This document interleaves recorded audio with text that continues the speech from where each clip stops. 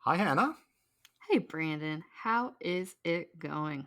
It is going so well. I am trying to contain my excitement for the glow up, which has been in the works from the beginning of time, if I'm being theological about this. Mm-hmm. Mm-hmm. Yeah. Um, wow. Yeah. I, the phrase glow up for our big rebrand of year two of the podcast is one of those things where I said glow up and then it just really stuck. That is exactly what this is. hmm Yeah. Are you feeling ready? I mean, this is a big step in our I'm feeling professional lives. ready. I hope the listeners are feeling ready. But I think our bright shining faces on the new art hashtag glow up will probably help ease any confusion. So I feel like I have to step back for a moment. I don't Please. know. This might be a public service announcement. It might be a trigger warning. Oh wow. I in my imagination there's that like sound that used to come on the TV, like that Oh, when you need to know something really important. yes, it's the scary black and white announcement at the beginning of like a documentary. And so here Please it be is. advised. This might be the first time you're seeing our faces. Oh. And I'm not sure what you thought we looked like. Oh. Some Uh-huh. folks have said, I've heard, that they thought I was Uh-oh. much younger Oh, yeah, that does keep happening. Yeah. than the half century of life that, in fact, I've lived. And or they think we're the same age, which let's just say it's a compliment to both of It's us. a compliment. Some And we're not folks, gonna actually dig too deep into that. no, we're not. Mhm. Some folks might have thought we both were taller than we are. Well, we are seated, to be fair, but we're not tall people. You Oh. can't over imagine how not tall we both are. That's exactly true. Hi, I'm Brandon Nappy, Hi, I'm Hannah Black, and we're your hosts on the Leaders Way podcast. a Yale podcast empowering leaders, cultivating spirituality, and exploring theology. This podcast is brought to you by Berkeley Divinity School, the Episcopal Seminary at Yale.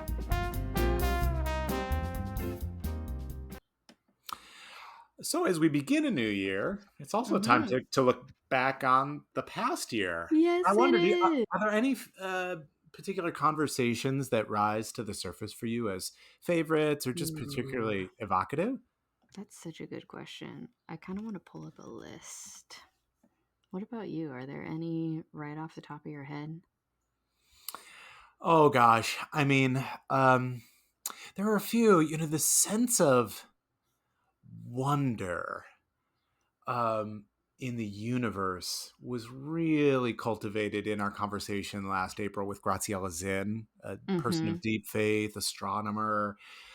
Just this reminder of the majesty, the beauty, the awe, the wonder um, that we have in the face of creation, and that in some ways for me, my life in theology and ministry and preaching began with just the connection with the wonder and beauty of the natural world, and I think I want to commit to bringing that wonder and awe and beauty into my teaching and my work with students and our work with leaders.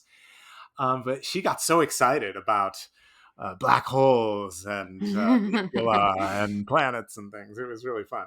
Yeah, and in a world where we're often hearing science versus faith, or in spaces that I inhabit, science and faith, it was really great to hear from somebody whose science nourishes her faith. Yeah, that beautiful and that Mm-hmm. joins the two science and faith together in this mutually enriching way. Yeah, Mm-hmm. absolutely. Yeah, what about you? Any episodes come to mind? Gosh, so I'm looking back, and I loved our conversation with Bishop Vinny, and our conversations with Father Lizzie and Mother Laura, and our conversation with Karen O'Donnell. And I think those 3 episodes for me really brought together conversations about women in leadership, who haven't always had the easiest path to get to where they are, but it was such different life stories that we heard, and yet they were all really inspirational to me in different ways. And then also looking back, we have these episodes about Christianity and American politics, Jonathan Wilson Hartgrove, and the episode about ordinary faith in polarized times with Amy Carr and Christine Helmer. And we've sort of taken a little bit of a dive into how to be a spiritual leader and conscious of American politics.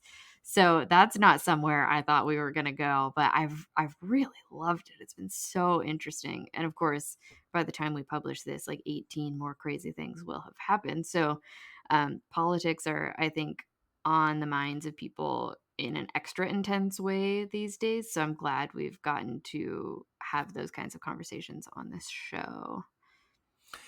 Yeah, I mean, looking back, it's sort of like picking a favorite child. I'm thinking of our amazing conversation with Rowan I Williams. know. I was just thinking Right. about that too. Easily one of my favorite moments of the whole year was Right. Rowan Williams teaching us how to pray. Or Wow. Sophie And Grace also even Chapel. talking about, oh Oh gosh, my yeah, gosh, the Harry yeah. Potter episode. Mhm. Um, I mean, so many. Yeah, so many Well, good ones. I am so thankful that we got to walk this path together, Dr. Black. Same. Same, Dr. Nabby. Well, do you feel like it's time for a little bit of golden retriever games?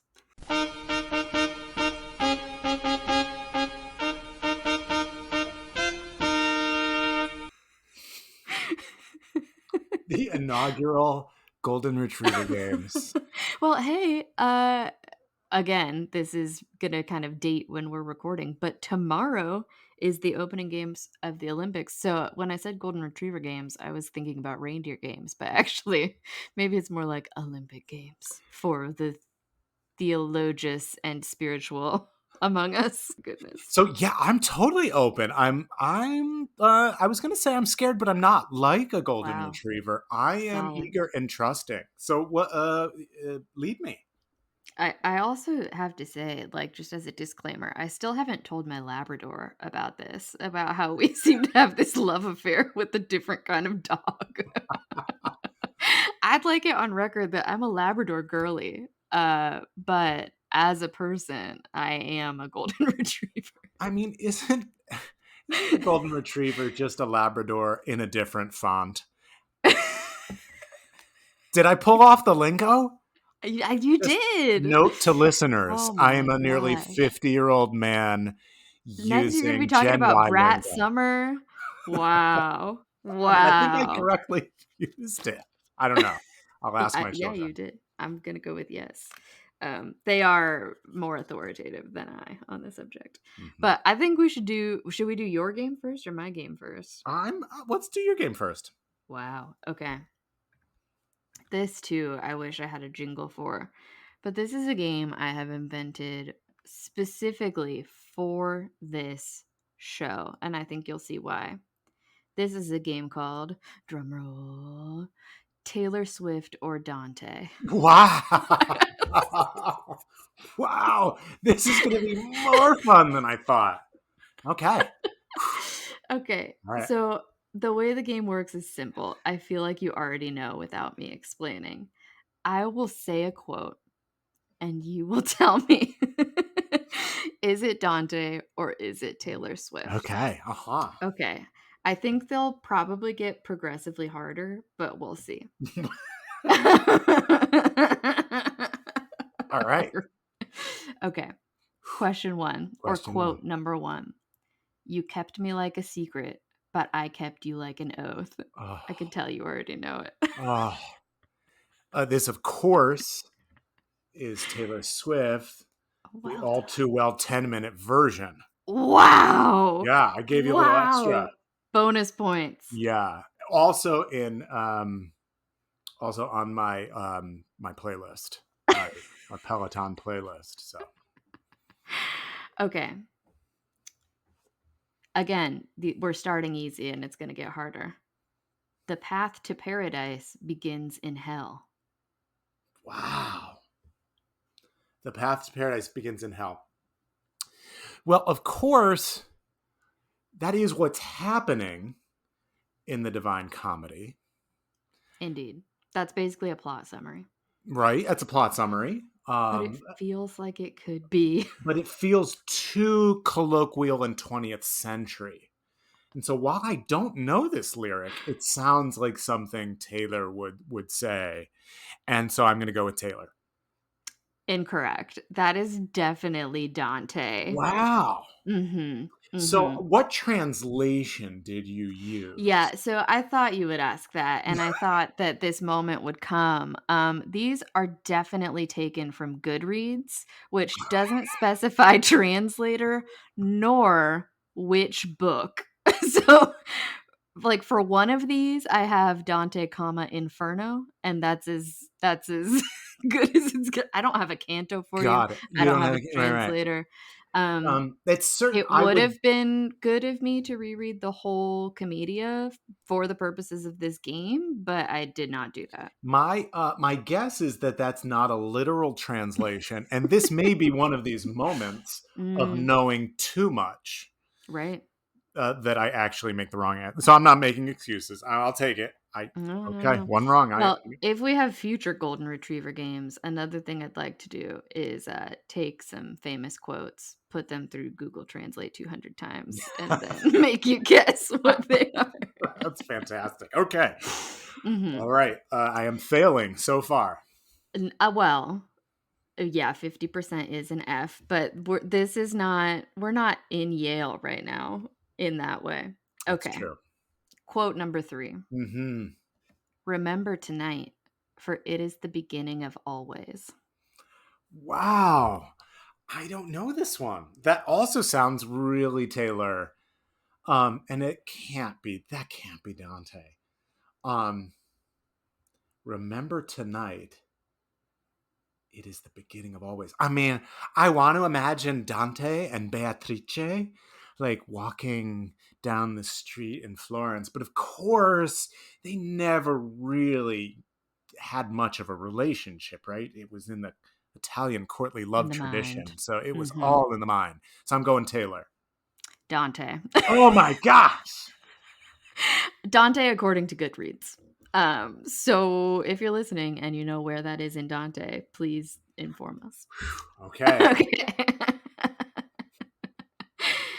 Okay. Number 4. Mm-hmm. I made you my temple, my mural, my sky. Now I'm begging for footnotes in the story of your life. Oh, that's definitely Taylor. If you tell me it's Dante, then this whole project is imploded. That is indeed Taylor. And what is it from? Do you know which song is that? Love's I that's not Love have Story. Taylor, comma, tolerate it. Oh, Tolerate It. Uh huh. Okay. Mhm. Yep, yep. Mhm. I don't know that one lyric. Okay. Um there is no greater sorrow than to recall a happy time when miserable. Oh, that's definitely Dante. Ding ding ding. Yeah.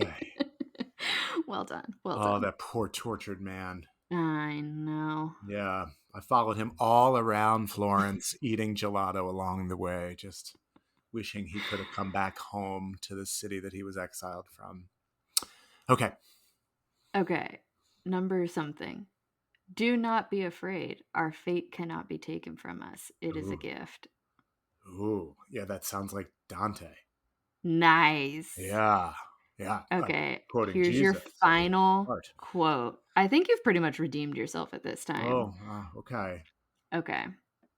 This one, okay, no, I'm not giving you any hints. Lord, what will become of me once I've lost my novelty? Taylor or Dante?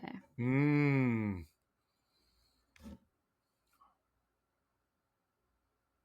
Yeah. That that sounds a lot like um, Taylor always feeling like she has to be the shiny new exciting thing, Mm. and yet trying to resist that impulse, and yet feeling nonetheless the pressure. So I'm going with Taylor. Well done. I feel like somebody out there was screaming in their car while you were deliberating that one. um I am so impressed with the quality of your game. I Wow, mean, thank you. thank you. So this is going to inspire me to create uh, a similar game for you, my Oh, friend. wow. Stay Okay. tuned. It's gonna be Spaceship Earth or the Beinecke. Well, I'm thinking, I'll give listeners just a little heads up.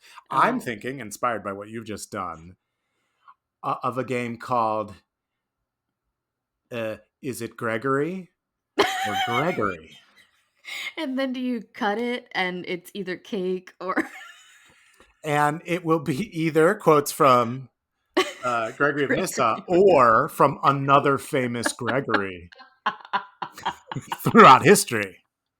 That would be hard. It would be hard, right? Okay, good. All The right. harder the better, bring it on. So my game for you is much less entertaining. That's It's a okay. little more serious. So this is but it's also close to home. This is what we call the question game. Okay, I'm So ready. any at any dinner table experience here at the Nappy home, if you're a guest in our home or just regular dinner time with my in-laws who live with us, my two kids, my wife, the cats, I Okay. often ask questions, Mhm. and then we simply go around and answer questions. The question might be chocolate or vanilla. It might be your cake or pie. But it just simply questions so that we could get to know each other a little better, even Mhm. after all these Mhm. years. So I have three questions, if you'd be so willing to play the question game. Wait, do you also answer the questions? Oh, I do. I do. But I but I wait until someone asks me the question in return because usually they sort of move on. Sure. So I could see, yeah. I don't want You to answer the you question start unless the fire and then yeah. yeah. Okay. Okay. So question one: what's a big theological question that you're thinking about right now? Ooh. Oh my goodness.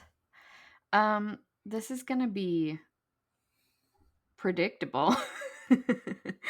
But our recent conversation that I think might be coming out right after this or right before this. Our recent conversation with Eliza Griswold, in which she located salvation versus universalism as a theology that informs dynamics between people has really gotten me thinking again about a question that I've been thinking about for a long time, which is, you know, who's saved, how, um, and then like how do we go about the world with the theology that we hold. And the thing that's really interesting to me is how our theology affects the way we go about the world, loving our neighbor and that kind of a thing.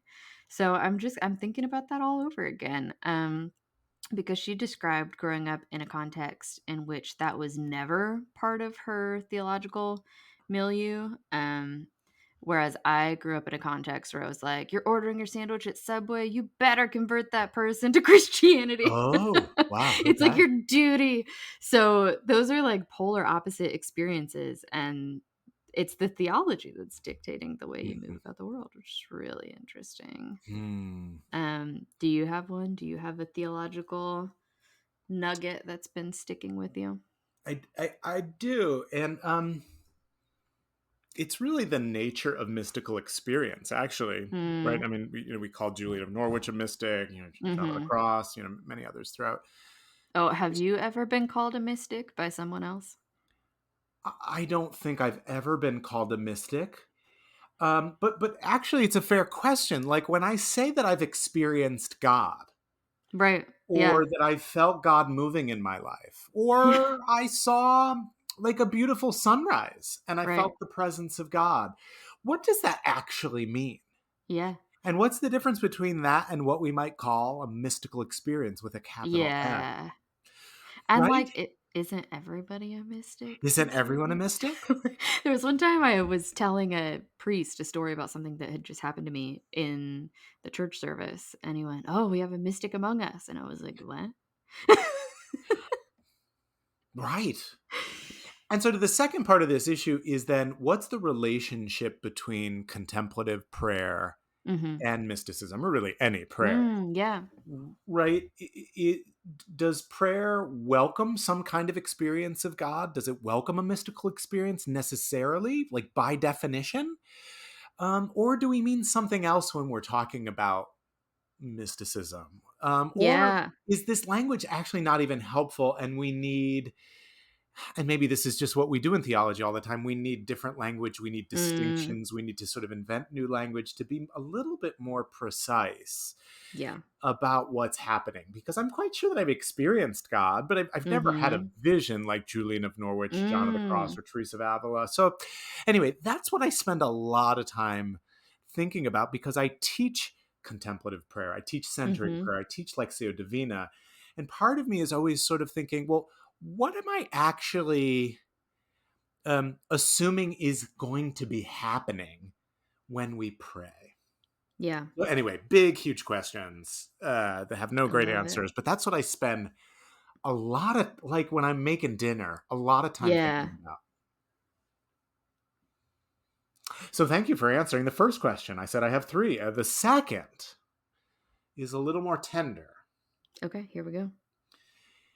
What's the one area theologically where you've changed your mind the most significantly? Ooh. Hmm.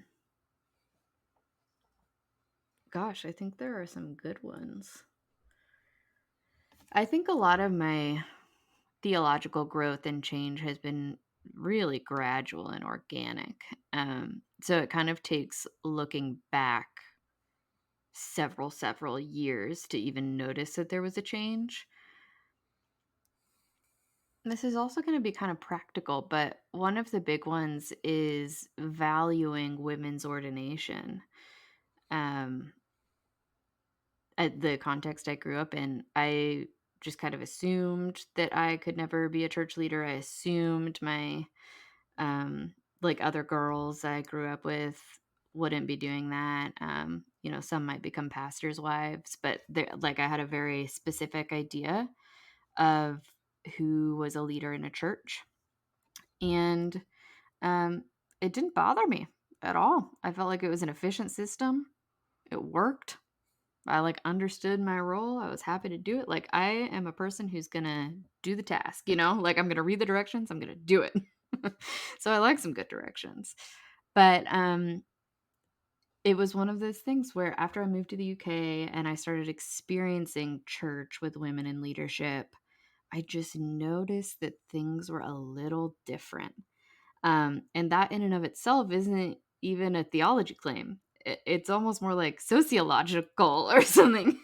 But I was like, wow, this is really wonderful. And so I think being in churches where women are in leadership has helped me to recognize my own dignity and helped me to understand my conversations with young women and girls differently. Um, it's been a reframe. But actually, let me give you a second answer to the question, which is that a sort of big fireworks moment for me was in reading Dante and in reading Bernard of Clairvaux, another sort of medieval mystic, and realizing Bernard says at one point that um, you like the idea of loving your neighbor as loving God and loving your neighbor as yourself.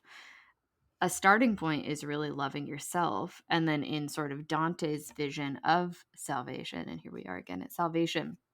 Your salvation isn't for this sort of like capitalist flavored efficiency thing. where it's about recruitment. It's because you have this like inherent dignity and value and beauty, and your salvation and your relationship with God is the thing. Like anything else, maybe are things to follow, such as mission or social justice or whatever, but like there's this stem before the flowers. It's like the main thing. Mm. Yeah, Bernard of Clairvaux, of course, another person who describes God in feminine language as well. So I'm not surprised to hear Mhm. somehow those things linked in his theology. What have you changed your mind about? Oh my gosh. Um, I mean, lots of things. I mean, this one is sort of nerdy. Um, and I think it's in reading Cardinal Newman. Mhm. Uh, I don't know how many podcasts at Episcopal seminaries are referencing Cardinal Newman. So I'm aware that's kind of weird, but he was in sort of in the modern period among the first to suggest that the church changes and evolves. It actually Oh, must. wow. It is like a dynamic Yeah. organism, and I think I grew up, as many Roman Catholics do, thinking that the church sort of was like hatched out into the world in a kind of permanently perfect state. Yeah, yeah, yeah, I mean, yeah. and it's all, I mean, it sounds absurd to say, but I grew up thinking that the church was a sort of like perfect society, and its teaching was perfect, and it was Mm. infallible. And right, certain aspects of that infallibility are actually sort of enshrined in Catholic ecclesiology. Yeah. Um, and and Newman helped me to understand that there's this dynamic relationship between God and the church, and because it's a relationship, and because the church is relational, it's evolutionary. And Teilhard de Chardin talks about the sort of evolutionary nature of our understanding of humanity, and I think by definition of Christian community as well. And so we don't therefore expect the church to look like what it looked like in the first or second century. There's no golden age of the church, right? Yeah, Each yeah, yeah, yeah. denomination sort of has this little pet project of like, if we could Yeah. go back to Yeah. X century, right? And each denomination has their favorite place where they think Yes. like the church peaked. Oh, and my favorite thing, being the kind of nerd that I am, is when different denominations point to the same exact historical thing that we usually don't know that much about, say that something totally different happened, and then use it as, like, the basis for their claim that, the Eucharist should happen like this or whatever. Oh gosh. Yeah, so I mean that gives me hope, it makes me excited. And so that that really the essence of being a Christian is just is, as Willie Jennings said, another wonderful episode that we had, is to yield Mhm. to the Holy Spirit, the action, Yes. living, breathing action of the Holy Spirit, which is constantly changing moment to moment. So I think like that just impacts everything else, I believe. Yeah. So yeah, that's fun. Okay, my final question: when they make the movie about your life as Oh, a theologian, no. Oh, who plays no. you? What's the part? That's the first part of the question. Who plays you? What's the part that you really want to make sure the producers get right? Oh, uh-huh. And let's be honest, that what everyone wants to know: who plays me? Because there's got to be a scene, a small scene, with me in it. Okay. Hmm. Hmm. Okay.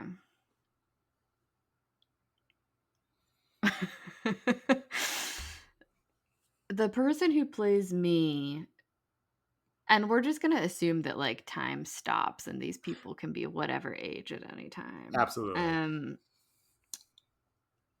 I'm torn between Zoe Deschanel and Oh, Amy Poehler. Those are excellent choices. Yes, yes, yes. Uh-huh. Uh-huh. Both brilliant, Uh-huh. but also both can be goofy. They can be Uh-huh. self-deprecating. Mhm. Yep. Zoe Deschanel, I think, has the better singing voice. So if there's a musical opportunity, I think you go with Zoe. A musical opportunity. The musical about deciding to write a book about Gregory of Nyssa. Okay, and then the part that they need to get right and who plays Brandon. Um, and what age is Brandon relative to me in the Oh man. Oh man. Um, I feel like if the movie is about me and not about Brandon or Yale, then you really have like the energy of I am Knuff. And so I'm gonna Did have you to see the Google Barbie that. movie? Oh, of course, of course. Yeah. Yeah. So I think we're going in a Barbie movie direction. Is that Ryan Gosling? What's that guy's name? Ryan Gosling. Oh my gosh, I love it. I think that captures this dynamic perfectly. Mm. Um, and then I don't know about the part they need to get right. Um, I just hope that in the portrayal of my incessant travels, um, they include both the glamour, which does exist, Huh? and also the heartbreak. Like you miss out on some things when you're traveling the world as a glamorous globetrotter, such as stability, Mm. in-person friendship, stuff Yeah. like that. Yeah. Well, Okay, what I'd about pay to see you? that movie.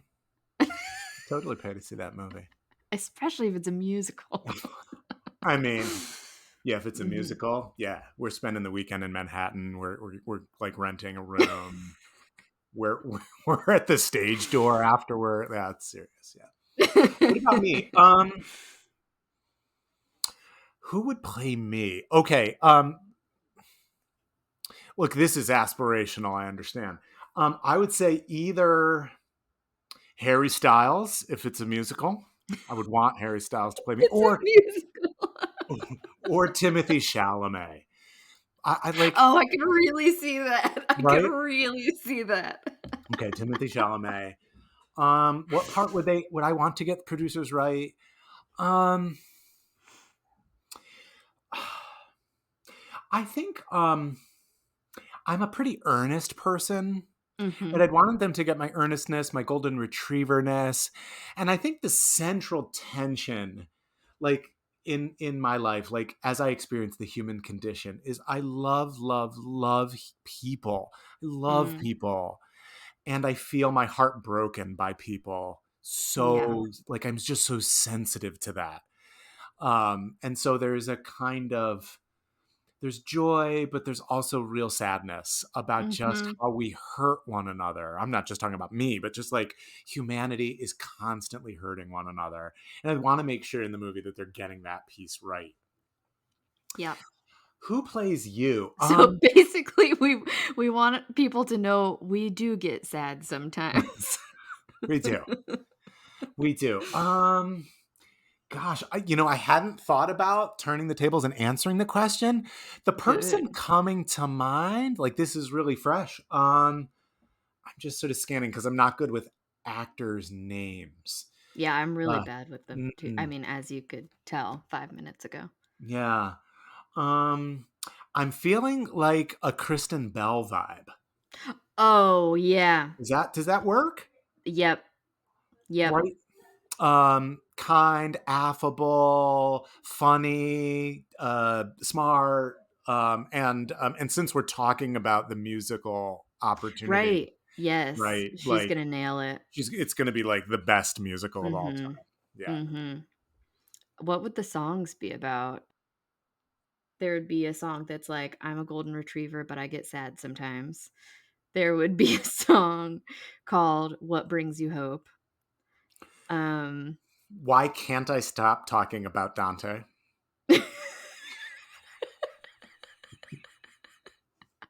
Right? Yeah. Hmm. Mhm.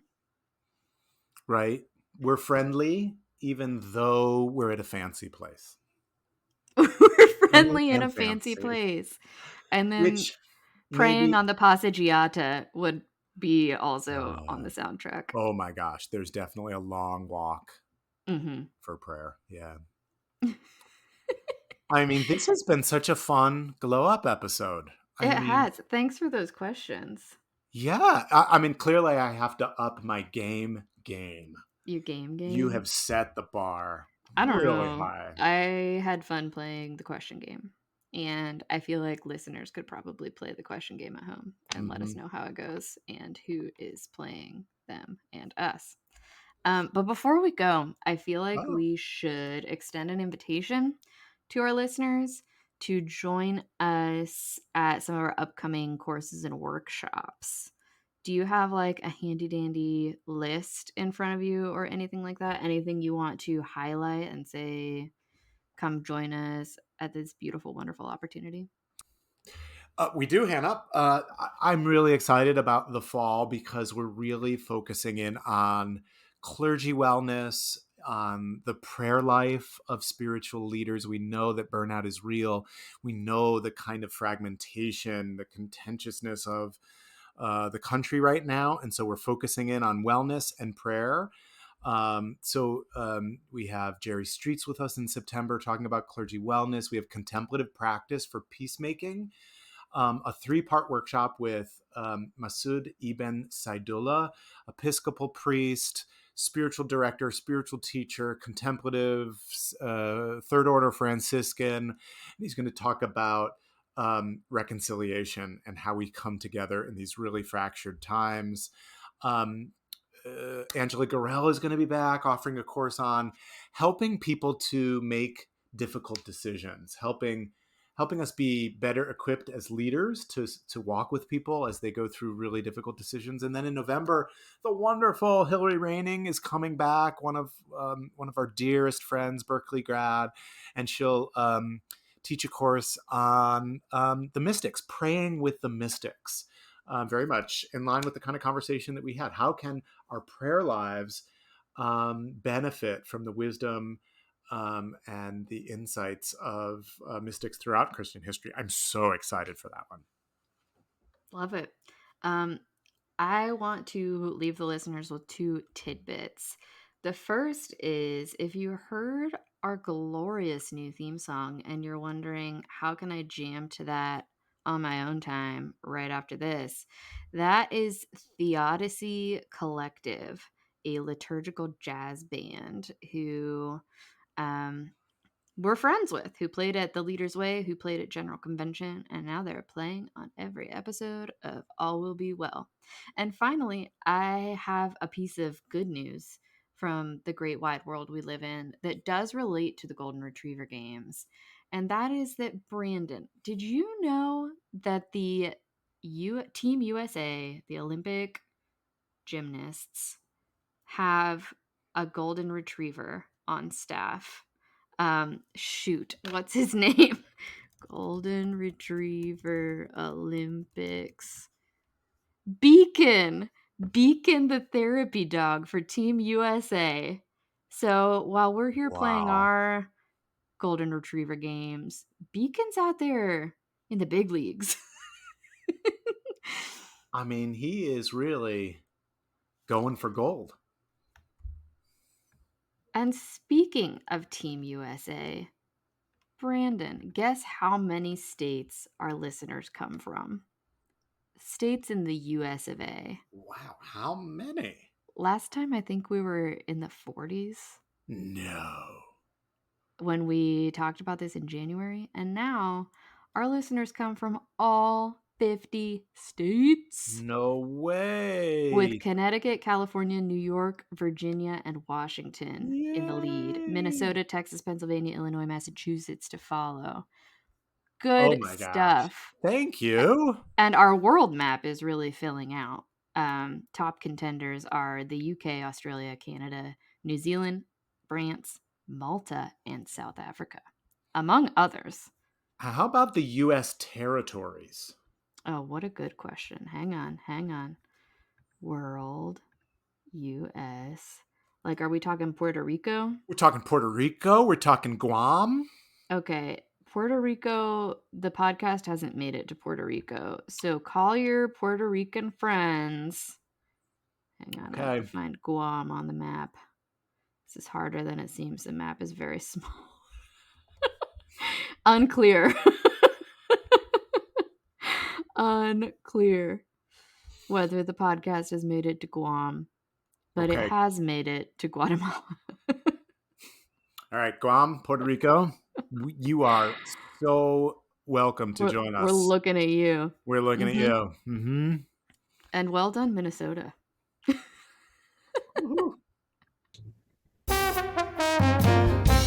Thanks for listening to the Leader's Way podcast. You can learn more about this episode at berkeleydivinity.yale.edu/podcast. Follow along with us on Instagram at theleadersway.podcast. And you can rate and review us on your podcast app, and be sure to hit follow so you never miss an episode. And if you'd like this episode, please share it with a friend. Until next time. Peace be with you.